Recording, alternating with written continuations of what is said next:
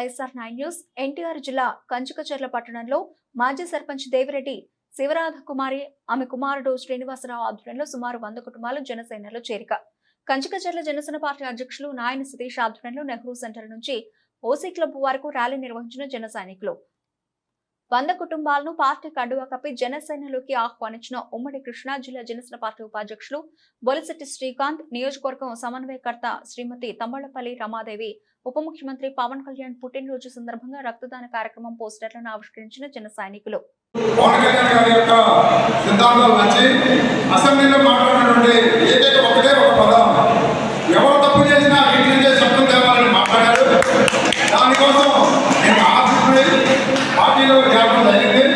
అలాగే ఒకే ఒక విషయం చెప్తున్నాను. గతంలో ఉన్నటువంటి జనసైనికులతో కలిసి అందరూ కలిసి ప్రయాణం చేస్తానని, కరీంనగర్ గ్రామ ప్రజలందరికీ అందుబాటులో ఉంటానని, రంగారెడ్డి గ్రామంలో నా యొక్క సొంత ఆఫీస్ ఉంది, ఎల్లవేళలా మీకు అందుబాటులో ఉండి మీ యొక్క సమస్యలు తీర్చడానికి నేను ముందుండి నడుస్తానని, మీ అందరితో కలిసి ప్రయాణం చేస్తానని ఈ సభాముఖంగా మీ అందరికీ హామీ ఇస్తున్నాను.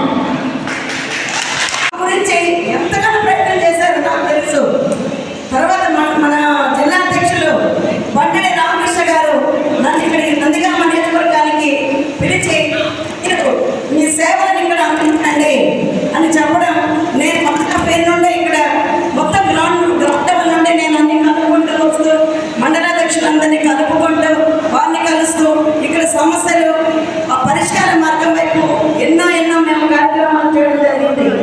పవన్ కళ్యాణ్ గారు అంటే వారే నందిగామ మీ అవసరం ఉంది అని ఇక్కడికి పంపించారు అంటేనే నాకు అర్థమైంది నందిగామ నా పొట్టిలు అయిపోయింది ఆ రోజు నుండి. కాబట్టి మీరందరూ కూడా ఏ తాడకు చెప్పులకు భయపడాల్సిన అవసరం లేదు.